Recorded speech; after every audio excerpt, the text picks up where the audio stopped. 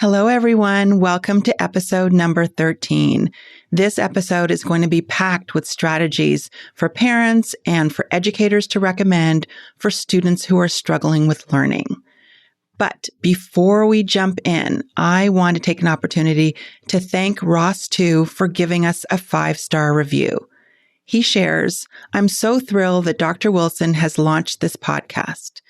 As a parent of a child with learning challenges, but appears normal, this information is so valuable and freeing. The episodes are densely packed with valuable information. I cannot wait for additional episodes and will definitely share with friends and colleagues." Thank you so much for leaving that awesome review. And if you are listening and you have a minute to leave a review, particularly if you're getting good information from this podcast, please do. Let's jump into our episode. Millions of kids struggle with learning, processing, and social emotional difficulties. These challenges interfere with their ability to reach their full potential. Dr. Karen Wilson is here to help. Her extensive background in pediatric neuropsychology and higher education have prepared her for this unique mission. Listen as she delivers content to inform, educate, and empower parents and educators. This will enable you to identify challenges that kids face and get them on the road to achieving their full potential. This is Diverse Thinking, Different Learning by Child Nexus. Welcome to the Diverse Thinking, Different Learning podcast. Today, my guest is Avlyn Kotton. She is the director of the Kotton Educational Therapy Center. She's a board-certified educational therapist with a private practice in Brentwood and Malibu, California. Avlyn has 30 years experience working with both public and private school students from kindergarten to high school who have learning differences, including dyslexia, dysgraphia, ADHD, and executive functioning deficits. Avlyn has been a member of the Association of Educational Therapists and has presented at national conferences on the identification of learning disabilities and assistive technology skills. During the COVID-19 pandemic, Avlyn transitioned her clients to online learning with strategies, and she offers academic and emotional support to families trying to navigate the process of educating their children from home while many parents need to continue to work. In her work, she frequently collaborates with classroom teachers, learning specialists, support professionals, and parents to ensure that the needs of a student are being addressed and necessary accommodations can be implemented.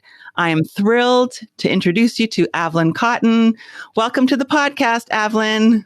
Hi, Karen. Thank you so much for inviting me to collaborate with you on this wonderful endeavor. And I'm so excited to be able to share some of the experience that I have accumulated over the last 30 years, as you mentioned, both in private practice and also as a learning specialist in a private day school in the San Fernando Valley for 15 years. Wow. Yes. And we're going to pack all of that 30 years experience into like 30 minutes, right? That will be the challenge. Exactly. So, the funny thing is that a couple years ago, you wrote an article for the Child Nexus website about assistive technology for students with learning differences. And I knew that when I decided to launch this podcast that I wanted to have you back to talk about that. And so I know you do a lot of work, but I'd love to start by just describing to our listeners what we mean by assistive technology, because a lot of students with learning differences, learning disabilities benefit from assistive technology. And I want you to, let's start with maybe just explaining what that is and then going from there.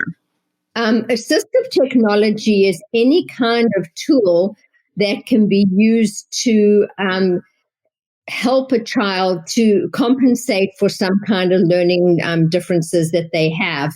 It could be as simple as a pencil grip to help with handwriting, or it could be a program that helps them to dictate, like drag and dictate, if they have dysgraphia or difficulty with their writing skills. And about 15 or 20 years ago, when I started doing this, it was very hard, especially for the younger kids, to learn how to use programs like drag and dictate and also to use programs to help them with their writing skills. But as technology has progressed and younger kids are having access to their own computers and iPhones and iPads, and many of the programs, the Google Docs and the Word programs, allow them to record their voice, and it's much easier to do that. And it's not so much as a stigma because more and more kids are using it for their general learning. Whereas initially, if there was a student with a computer in the classroom, a laptop that was either recording the teacher's voice or needing to record the notes so that they could transcribe them later, that child stood out as having, difficulties and being different from the other students. But these days, it's just become common practice. And I feel very fortunate because I used to go to schools and, work out assistive technology programs depending on what the deficit of the kids were. And I felt so fortunate when the pandemic hit and I had to switch over to all online, that I was familiar with navigating some of the online tools and helping students and parents to navigate it, because it was a huge transition. And many of the teachers in the schools, they were in the classroom with the teacher on Friday, and then suddenly Monday they were told that they had to continue teaching the students, and many of them had absolutely no idea about any of the different apps that were available or how they were going to transfer that information to the students. And most people had never even heard of Zoom at that stage and used it as a tool. So a lot has changed since March of 2020. Absolutely. Absolutely. And I love how you described that really this push towards the use of technology has kind of decreased the stigma associated with using this technology, particularly for kids who struggle with learning issues. Right. And I know that's your field as well. And, some of the programs, even for online reading, I use the Kurzweil program, where the book can be read to the students. And one of the assistive technology strategies that I use a lot and have been using for many years with students who have difficulty with reading fluency is to recommend that the student download the Audible version of the book and have the actual physical version of the book in front of them and listen to it while they're reading, because that way it helps with their reading comprehension, retention. And I found initially if they were just listening to the book and not actively involved in reading the book, sometimes they would sort of not stay focused. But as part of the process of reading the book, I asked them to have different color highlighters there with them. And they can pause the audio book while they are busy annotating and taking notes.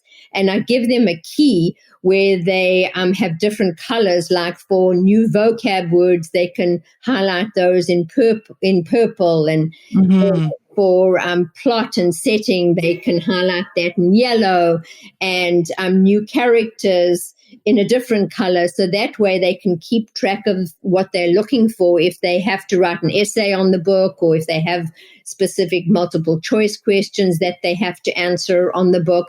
And that's another technique that I think is good for kids who have learning differences, but it can also be good for students who, just want a different modality to hear a book. If they're, traveling on a plane or on the beach somewhere, they can use that too. And there are so many wonderful audio versions available these days through audible.com or through some of the other websites that provide for students who have learning differences. Right. Those audiobooks are so helpful to so many of the students that we both see who are really struggling with phonological processing and with fluency. One of the things you wrote in your article, I don't even know if you remember, but you wrote that kind of as it applies to assistive technology with students with learning disabilities, that assistive technology is an equalizer. Can you describe what you mean by that? Do you remember that? I don't know if you remember saying that, but you described it as an equalizer. And I think that's such an important point because some parents may be reluctant to use assistive technology because it seems like it's cheating. Can you talk a little bit about that? Absolutely. Well, all that it really means, if you say that it's an equalizer, is that it gives them an opportunity to have the same learning experiences that a student who may be really strong in auditory processing or who doesn't need that kind of help, but just puts them more on an equal level where they can learn in the same way that a normal learner could learn. And a key element of all types of assistive technology programs is making sure that you collaborate with the school and with the teachers. Because sometimes I found when I first started doing this, I would make suggestions that a student use a specific program in the classroom. And even in an IEP, we would set that up.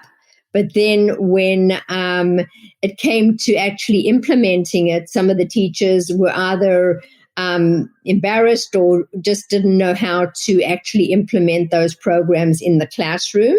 And so an important part of it is actually spending time with the teachers or the parents, showing them how the student can best make use of those technologies that you are recommending.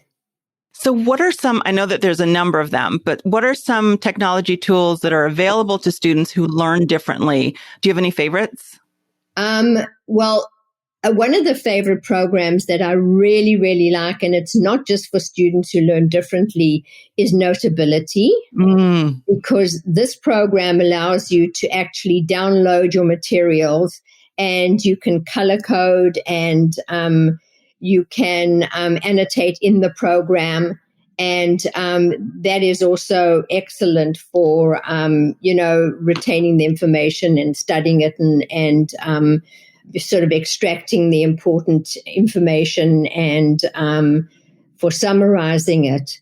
I like some of the programs like Quizlet, which many students use for as a flashcard type of tool to write their notes for English vocabulary or for science or for some of their history materials.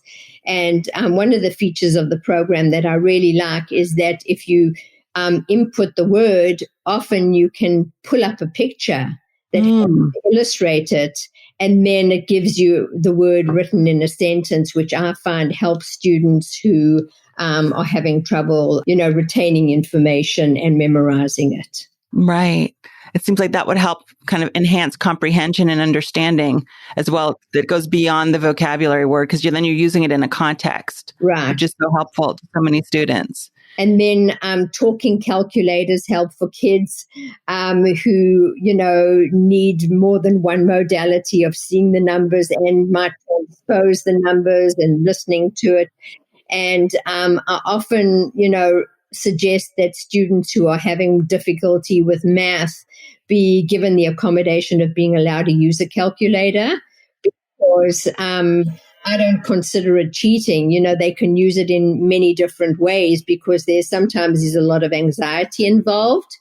Right. Because they are scared that they will make a mistake. So if they just check what the answer should be right up front and then go backwards and try and, figure out how they got there and show the steps, that helps students who are really anxious. Okay.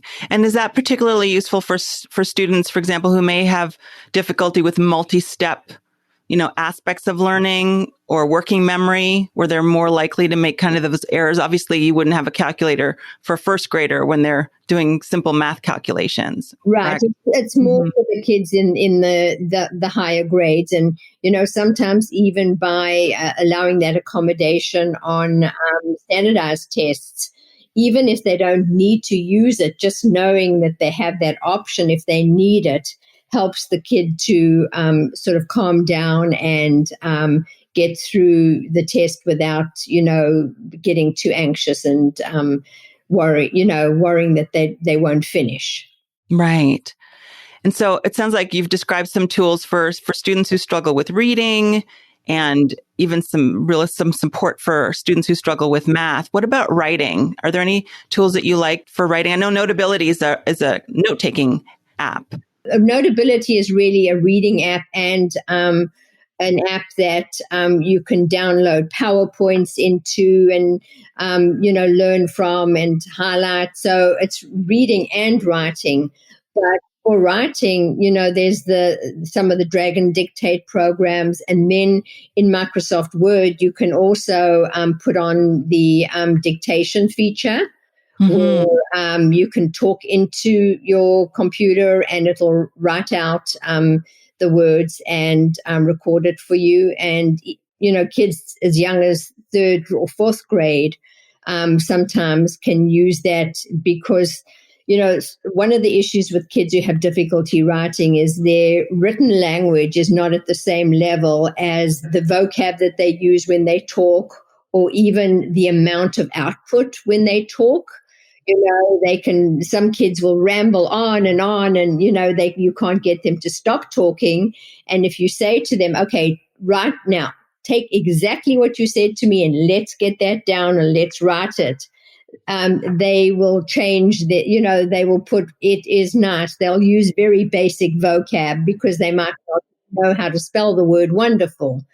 So, that helps. They have to be really, you have to help them through it though when it comes to the editing process. Sometimes they'll have long run-on sentences. So sometimes you have to go back and, break it down and actually help with the editing. But I find that when I work on Google Classroom remotely with the students, what we can do is I will be in the same paper that they're working on. I have a very interesting system where I have 4 different devices. I have a laptop, I have a desktop, I have my cell phone, iPhone, and I have my iPad.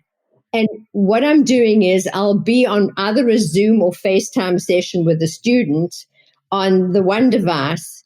The other device, I will actually be inside their Google Classroom. And, we'll be looking at exactly, what work that they have to do and what's been completed, if they forgot to submit it.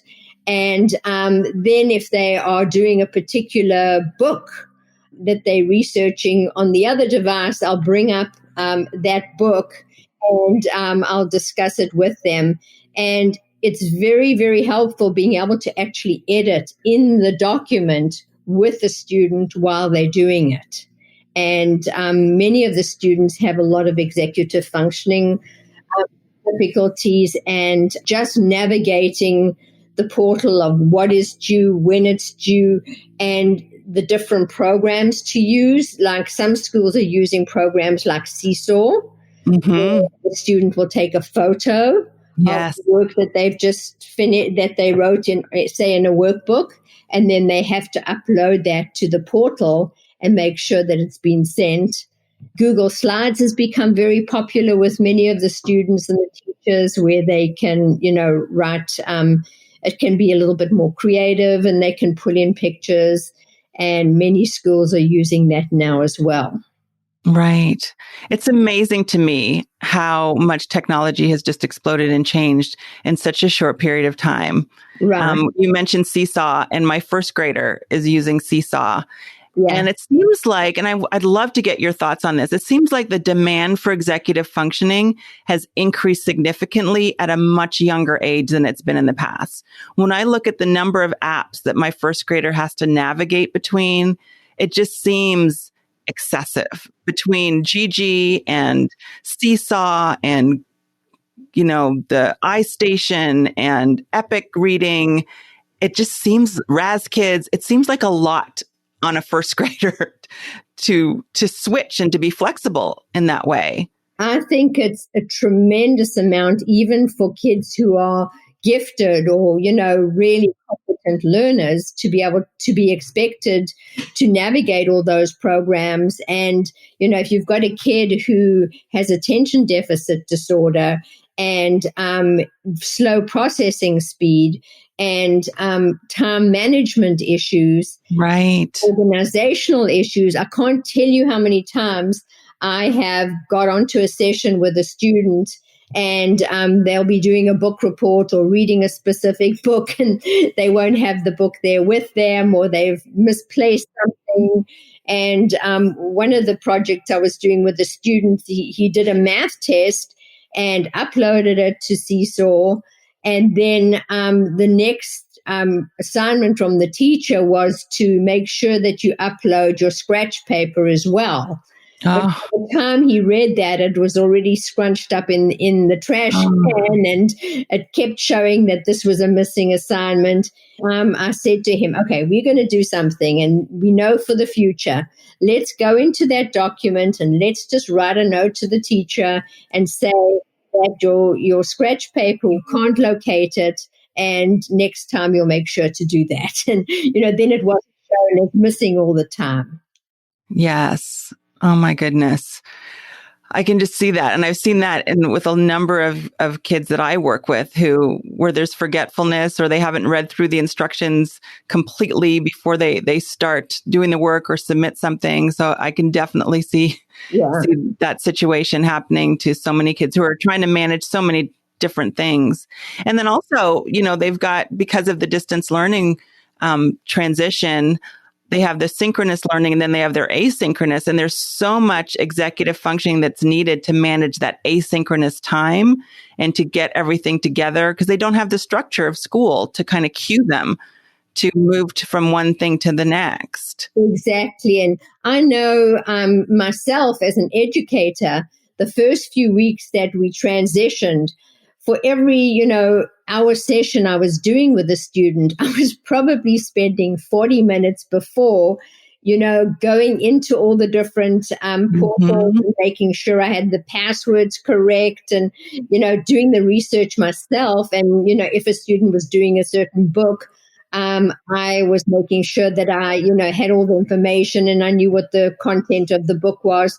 So it was a huge learning curve for me as well. Right.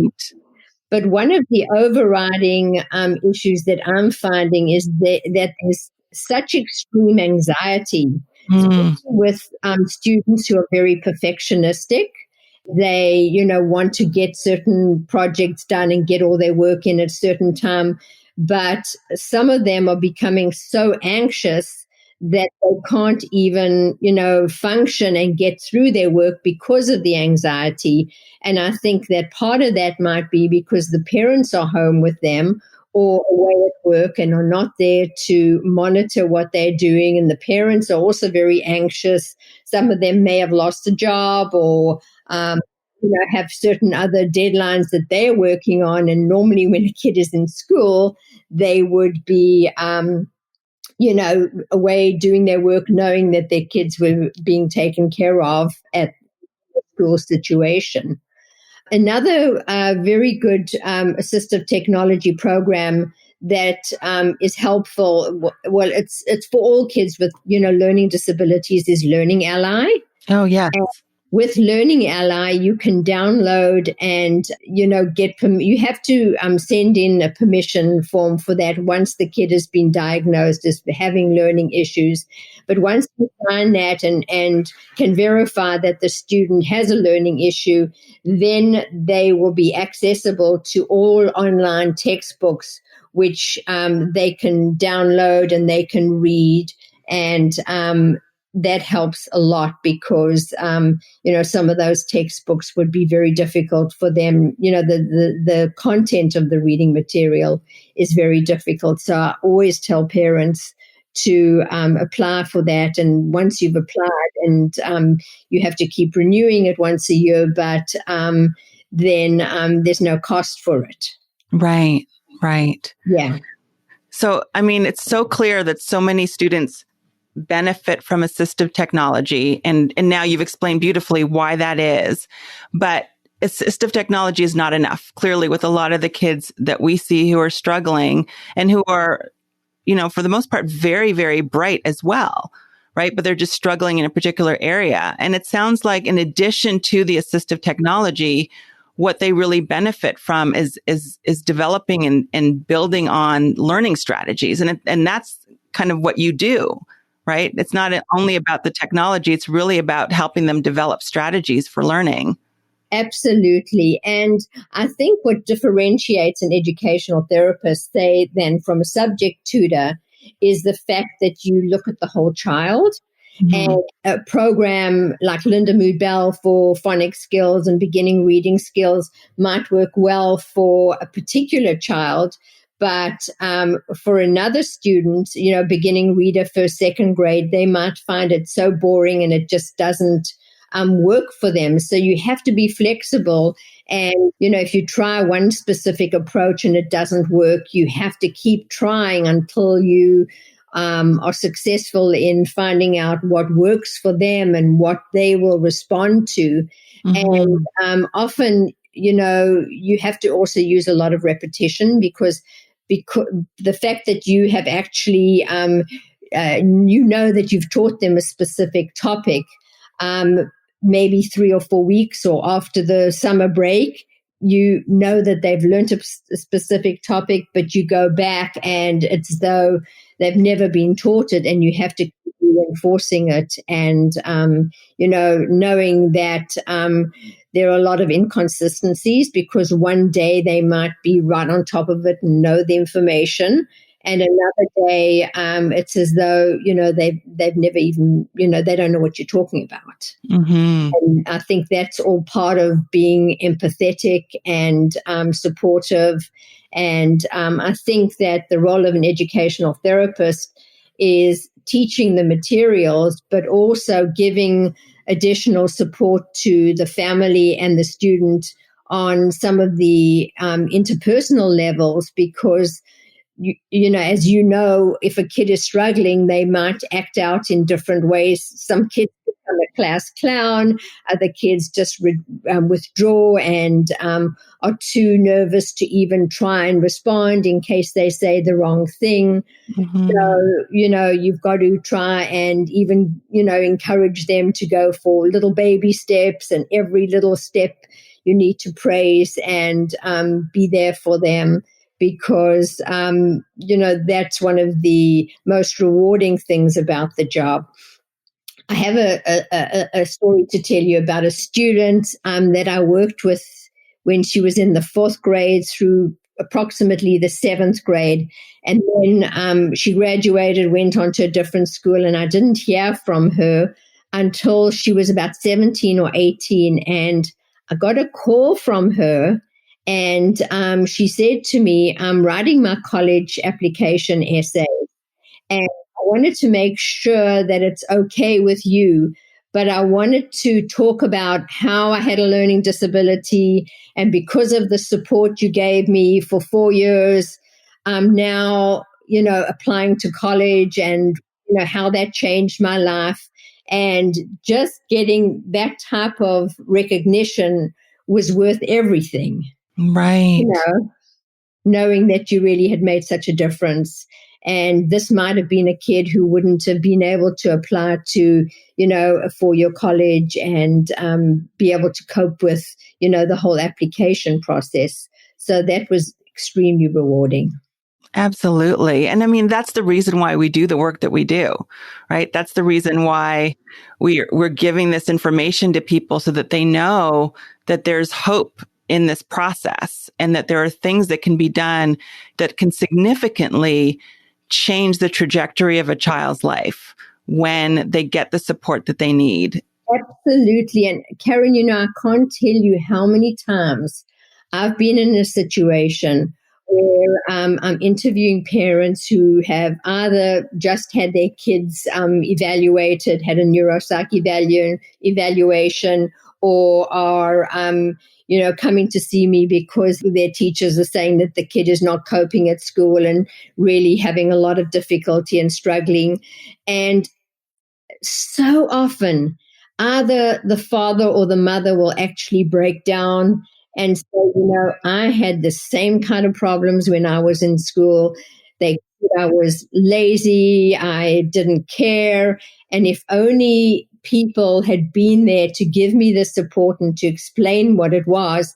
And the interesting thing is that these, parents who are meeting with me are often the most successful, A-type personality, incredibly successful people who, maybe in school, the type of information that they had to learn and the type of process that they had to go through didn't inspire or motivate them.